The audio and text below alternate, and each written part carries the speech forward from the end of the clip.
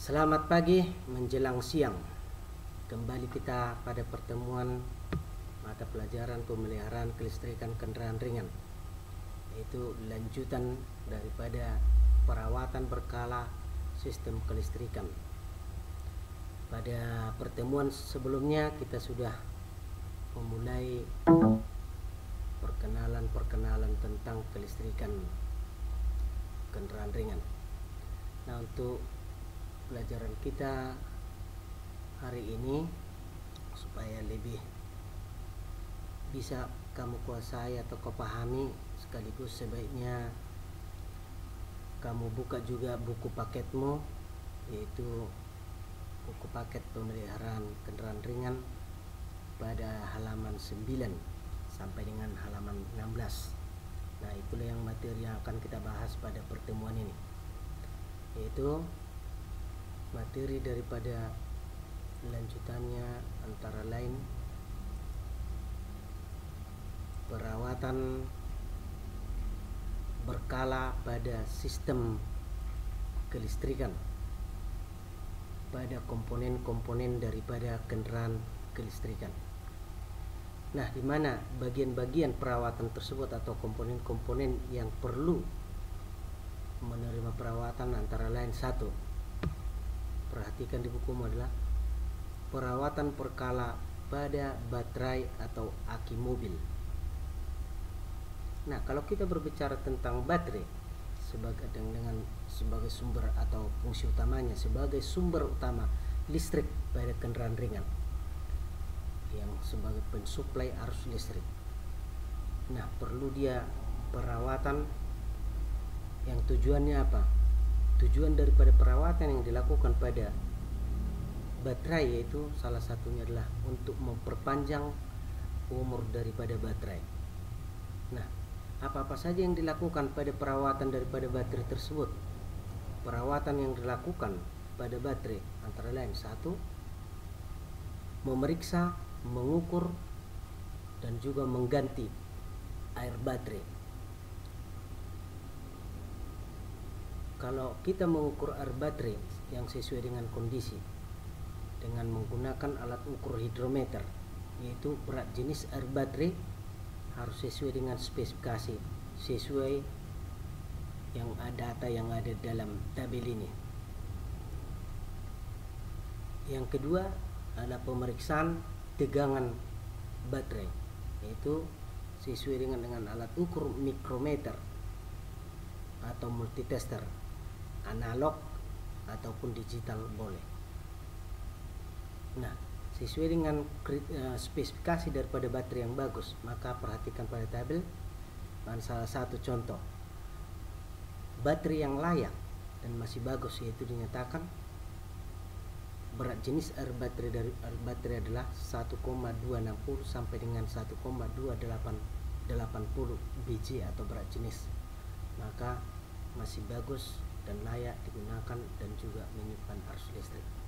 Yang kedua yaitu tegangan daripada baterai sesuai dengan spesifikasi dinyatakan adalah besarnya tegangan yaitu antara 11,8 sampai dengan 12,8 volt. Nah, itulah untuk tegangan yang dinyatakan baterai masih bagus dan layak digunakan. Nah, baterai di situ adalah sebagai sumber arus utama, di mana apabila baterai sudah rusak atau lowbat atau dengan kata lain dikatakan adalah soak, maka sistem kelistrikan pada kendaraan tidak akan berjalan normal atau bagus, walaupun baterai tersebut sebagai pensuplai utama. Tetapi kalau udah mesin menyala, baterai di situ adalah hanya sebagai sumber. Dia tidak mensuplai lagi, tetapi dia menerima untuk pengecasan kembali. Itu pun apabila baterainya bagus dan layak seperti yang dikatakan di awal tadi. Nah, untuk lebih jelasnya bisa kamu baca tabel daripada perawatan daripada baterai ini, apa yang menjadi spesifikasinya dinyatakan bagus. Di dalam tabelnya sudah lengkap dibuat. Nah, jadi tinggal nanti kalau apabila kita sudah di bengkel nanti, ya tinggal mengaplikasikan cara penggunaan alat ukur hidrometer, alat ukur daripada mikrometer atau multitester. Nah, itu yang akan kita gunakan nantinya di bengkel untuk praktek. Nah, sedangkan untuk selanjutnya yaitu yang kedua, perawatan yang perlu digunakan pada kendaraan lagi, yaitu adalah yang kedua, perawatan berkala pada sekring. Sekring adalah salah satu bagian daripada sistem kelistrikan yang melakukan pengamanan, itu dengan sesuai dengan fungsinya untuk mencegah kerusakan pada kabel-kabel atau soket atau komponen lainnya yang berada di dalam satu rangkaian kelistrikan. Jadi artinya kalau secara kata lapangannya adalah sekring itu adalah sebagai korban yang selalu dikorbankan apabila arus listrik yang berlebihan, yaitu rela putus untuk mengamankan yang lain. Maka tujuan daripada sekring dilengkapi adalah untuk memperpanjang umur daripada komponen-komponen yang berada di sistem rangkaian. Nah, di dalam rangkaian ada beberapa bagian atau beberapa jenis komponen daripada pengaman. Di antaranya tadi itu adalah sekring, yang kedua fusible line, yang ketiga relay. Nah, dan lain-lainnya. Baca supaya yang lebih jelas, di dalam buku paket kita udah jelas dibuat di situ juga untuk uraian. Jadi yang Bapak sampaikan adalah garis besarnya. Nah, relay dengan sekring hampir sama, hanya cara kerja yang berbeda. Kalau sekring yaitu bekerja apabila dialiri oleh listrik mengamankan komponen yang ada di situ. Sedangkan relay selain daripada pengaman, dia juga pengatur dan juga pengaman di dalam rangkaian. Artinya apabila relay dialiri oleh arus listrik, maka dia bisa mengatur besar arus yang dikeluarkan ataupun yang diterima dari sumbernya. Nah, contoh kalau sekring dia sudah mempunyai batasan. Sekring terdiri atas dua jenis. Ada sekring botol, ada atau sekring tabung, ada yang kedua sekring blade atau yang jenis PP. Nah, yang pada umumnya pada kendaraan sekarang ini yang sering kita jumpai adalah yang jenis blade. Nah, pada sekring itu juga mempunyai kode spesifikasi masing-masing. Nah, sebagai contoh ada angka 5, 10, 15, 20 dan seterusnya. Nah, itu yang menyatakan adalah sebagai batas atau spesifikasi daripada dia besar arus yang bisa mengaliri dia. Contoh 5 atau 5 ampere. Maka arus listrik yang mengalir dari sekring tersebut yaitu adalah sebesar maksimal 5 ampere. Nah, itu dia untuk. Sedangkan yang kedua yang menjadi kode etiknya speknya yang lain, yaitu melalui warna. Pada umumnya sekring menggunakan ada warna merah, hijau, putih, kuning. Yang secara umum warna merah pada umumnya adalah sekring yang 5 ampere. Nah, itulah yang sering kita temukan nanti. Nah, nanti untuk memperjelas bendanya bagaimana, wujudnya kayak mana, nanti di bengkel akan lebih bisa kita mengenalnya dan lebih jelasnya. Jadi untuk uraiannya bisa dipahami di dalam buku ini. Nah, sesuai dengan seperti gambar di sini adalah itu pemeriksaan sekring. Nah, artinya antara kedua kaki daripada sekring perlu ada hubungan. Nah, sebelum digunakan pada kendaraan.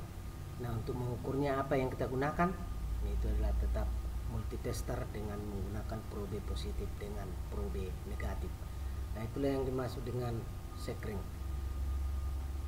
Nah, untuk selanjutnya supaya tidak nanti di bengkel bisa lebih dalam kita kuasai. Nah, yang Bapak jelaskan di sini tadi adalah sekedar garis besarnya supaya bisa kita melanjutkan tugasmu nantinya dapat bisa kau kerjakan. Nah, itulah untuk penjelasan daripada sekring secara singkatnya. Sedangkan selanjutnya yang menjadi perawatan berikutnya yang ketiga adalah perawatan berkala pada lampu dan kabel. Artinya kalau udah ke lampu dan kalau kabel yaitu ada pelayannya, sedangkan lampunya adalah sebagai si konsumen. Nah, perawatan berkala pada lampu dan kabel. Nah, kabel itu kan sudah ada lengkap di situ, apa perlu perawatan. Nah, setiap komponen perlu perawatan, sedangkan kamu juga perlu perawatan, terutama bagian perutmu. Kalau nggak kenyang tidak bisa beroperasi.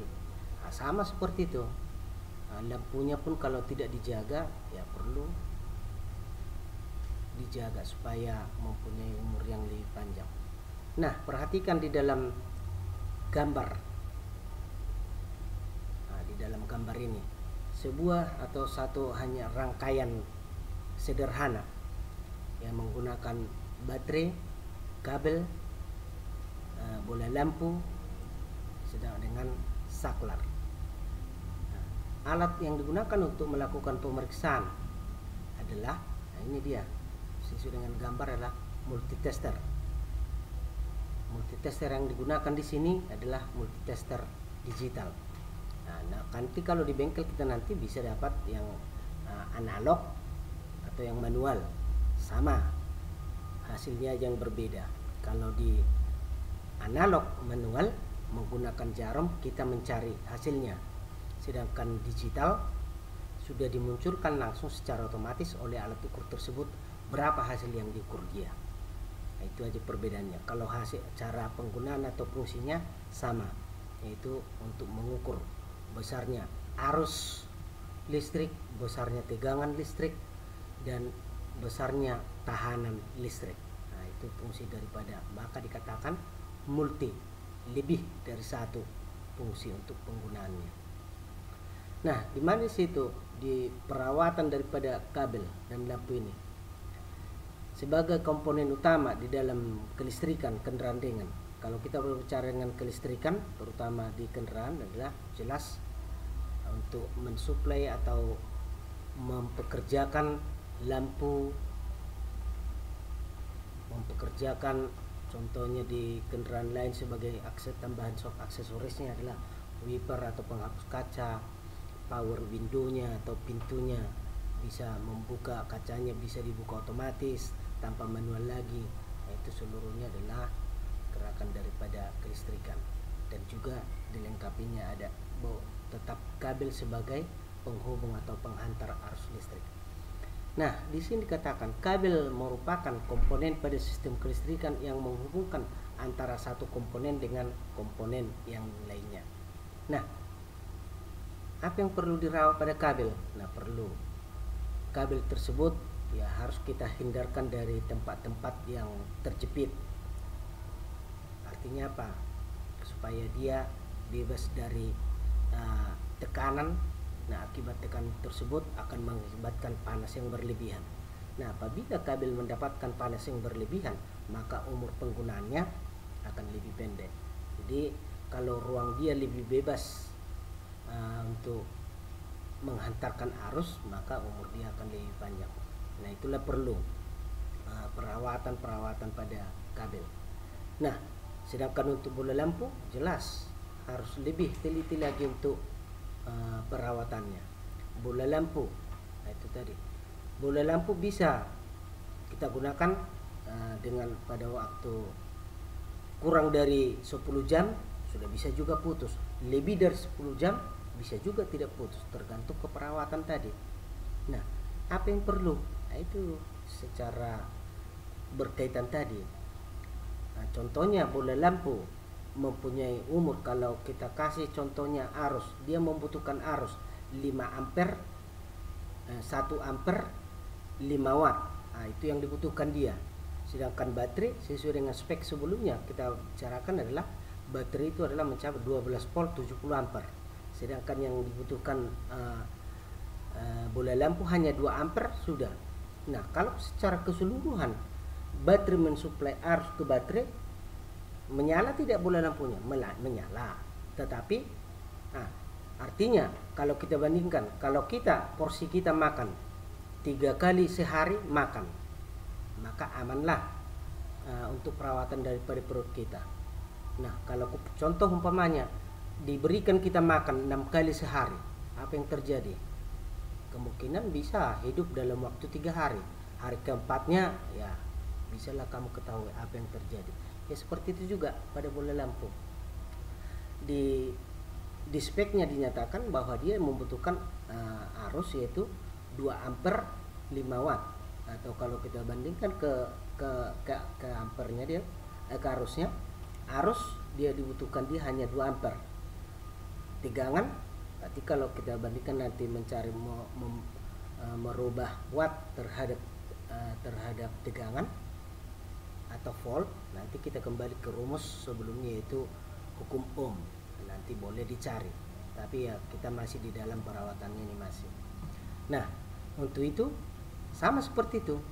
Apabila baterai menghasilkan 70 ampere, sedangkan bola lampunya dia hanya membutuhkan 2 sampai dengan 5 ampere contoh.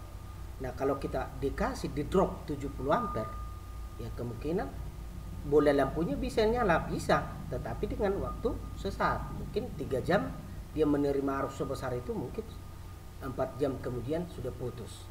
Nah, untuk membatasi itu bagaimana? Maka dilengkapi sekring yang 2 ampere atau 5 ampere. Maka arus yang dari baterai tadi setelah melewati sekring, ya batas itu yang lewat. Nah, contohnya 2 ampere, maka 2 ampere lah yang lewat sampai dengan ke bola lampu sesuai dengan permintaan daripada bola lampu tadi. Maka umur daripada bola lampu mungkin tetap bisa terjaga. Mungkin bisa digunakan lebih panjang umurnya dibandingkan kalau di drop secara keseluruhan. Nah, itulah kira-kira salah satu cara untuk mencegah terjadinya kerusakan tadi pada komponen-komponen, dan sudah termasuk salah satu adalah perawatan daripada komponen-komponen daripada kelistrikan tersebut. Nah, jadi untuk memperdalam ini juga nanti yang mana rangkaian yang digunakan pada kendaraan tadi, bagaimana sirkulasinya, bagaimana cara kerjanya. Nah, boleh mungkin di kelas 1 hanya sekedar masih menguasai mempelajari tentang arus listrik dari baterai. Nah, untuk di kelas 2 ini nanti akan lebih dalam, kami yang akan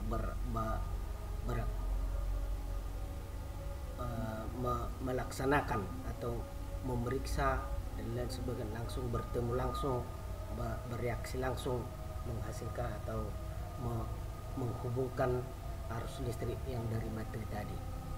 Nah, itulah untuk perawatan daripada bola lampu dan kabelnya. Nah, sedangkan yang selanjutnya boleh kita lanjutkan, yaitu yang keempat, yaitu berhubungan daripada sistem kelistrikan mesin. Nah, di sini yang keempat adalah perawatan berkala pada alternator. Nah, sebelum kita lanjutkan, pasti bertanya, Pak, kok bisa ada? Kita kan bercerita tentang sistem perawatan komponen-komponen pengaman kelistrikan ya tadi Pak, terutama kelistrikan bodi. Kok bisa ada di sini tentang sistem kelistrikan mesin yaitu alternator? Ya jelas, karena sistem ini itu sangat berhubungan erat terhadap sistem kelistrikan, baik kelistrikan mesin, baik kelistrikan bodi. Kenapa? Karena baterai itu adalah sebagai sumber awal, pensuplai awal. Tidak bisa dia secara keseluruhan. Contoh, kendaraan berjalan sampai dengan atau beroperasi sampai dengan 8 jam. Apakah baterai mampu mensuplai itu seterusnya? Tentu tidak. Bisa kita bayangkan, contoh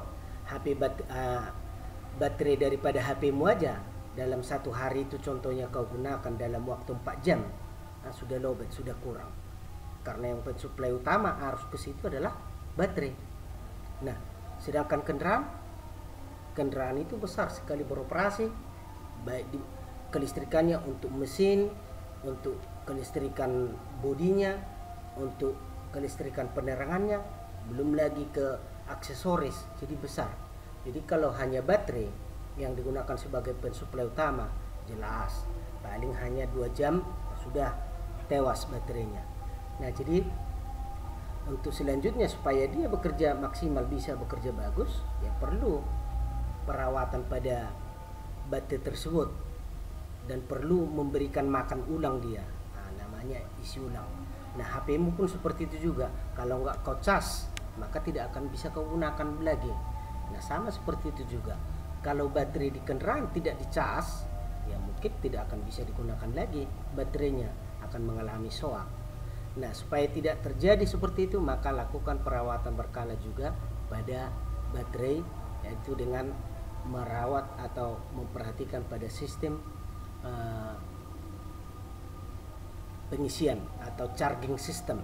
Nah, yang melakukan pengisian ulang supaya bisa beroperasi balik baterai, itu adalah alternator atau sistem pengisian atau charger system yang dilengkapi pada kelistrikan mesin. Nah, bagaimana caranya untuk mengisi ulang?